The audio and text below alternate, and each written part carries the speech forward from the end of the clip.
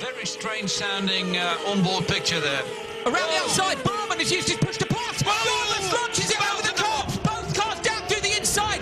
They've both gone way off the track. We'll see whether they get penalised. Coming up behind now, the Turkey car around the outside. Dormus must have damage from that launch, surely defending the push to pass from Barman on the way down. Carnage. Absolute mayhem there, but the thing is, look at this, the strength of these cars. They're both still in front. Gilmer Boom on 1 and Dornbos is still in second. If he can close the door every time on Turkey, he has 1 minute 54 to race.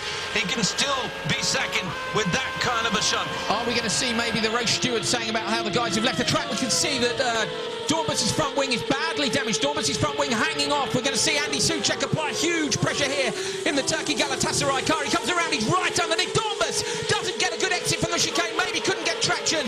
Galatasaray Turkey up the inside. Soucek's coming past. Everybody's all over Dormus, but he's holding on tight, locks his wheels around the outside for Soucek. Can he make it stick? He's on the grass. We've now got 3 cars up the inside. Soucek spins. All actually, Dolby's up there as well. 4 cars all over the back of Dormus. It looks like Borman's away in the lead. Yeah, there's a big traffic jam behind Robert Dornbos. 1 minute to go. That's 1 minute of closing all the gaps, all the... Neil Jarney runs wide as well. Dolby up the inside, some opposite lock coming up behind Luxembourg. Frederick Vervish is still in there. Incredible action, just 55 seconds to go here, the first round of the championship, and this is what Super League Formula brings you. Fantastic racing. Dolby struggling to get the car turned in. Big understeer in the chicane. Actually not the right setup for the England car, and look at Dornbos. The car is limping around the circuit, but he manages to close all the gaps that are there. 30 seconds to go. Are they going to make it back across the finish line? Dormus now without the front downforce. He's locking wheels left, right and centre. He'll do well to hold off Vervish for Luxembourg, and Dolby for England. Dolby, of course, he had such a shocking qualifying. Vervish tries to get the inside. Dormus shuts the door. Dolby's in a good position here. Neil Jarney is right in behind him. Jarney up behind Dolby. 4 cars in a train through that flat left-hander. Is anybody going to be brave enough to go down the inside at the chicane? Dormus and around the outside. Passes around the outside. Dormus now contact to get Dolby up. Dolby's going to come all the way through and up into second place. Malvern in charge. Urain looking to try to get back onto terms. Now they're approaching another long, fast section of the circuit where the toe will help Urain. Look, he's right on the back of Malvern. They come out of Blanchimont into view in a moment. And is it going to be Malvern ahead? No, Jeff Urain has done it. He's found a way through. The clock ticking away towards the end of this race. Jeff Urain is only just ahead, but Scott Malvern fights back as they come up towards the bus stop. He tries to go around the outside, which he does in the first part. He's on the inside for the second element. Urain on the outside. Malvern in the red car on the inside, but he's not quite got the grunt in a straight line. As they come across the line and they touch and the checkered flag. Urain spins. Malvern suffers damage. And as they came across the line, contact is made between the two of them. Jeff Urain was ahead when they broke the timing line by just 47 thousandths of a second. Jeff Urain in the white car tries to come across and take his line for the corner, but then they interlock wheels and bang, Urain gets tapped into a spin, but he bounces ahead of Scott Malvern and wins the race while having an accident, and so Jeff Urain is the race winner by 47 thousandths despite a crash. This is good information and knowledge for the final lap as he tries to blast up the inside, but he's not in that big multi-rider draft like Dane Westby is in the middle. Zemke and West goes to the front with 1 to go. Don't go side by side. There's Zemke getting a great pull off of those two. Don't knock up the wind up. Look at JD Beach.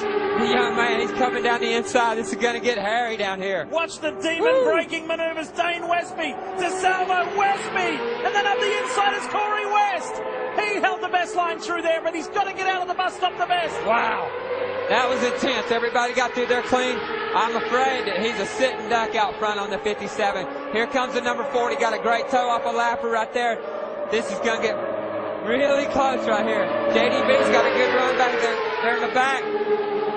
Jason DeSalvo on his latest Motors Racing Ducati. Oh, big crash in the tri-oval. Down goes Dane Westby and Taylor Knapp. Jason DeSalvo wins the Daytona 200. Wow.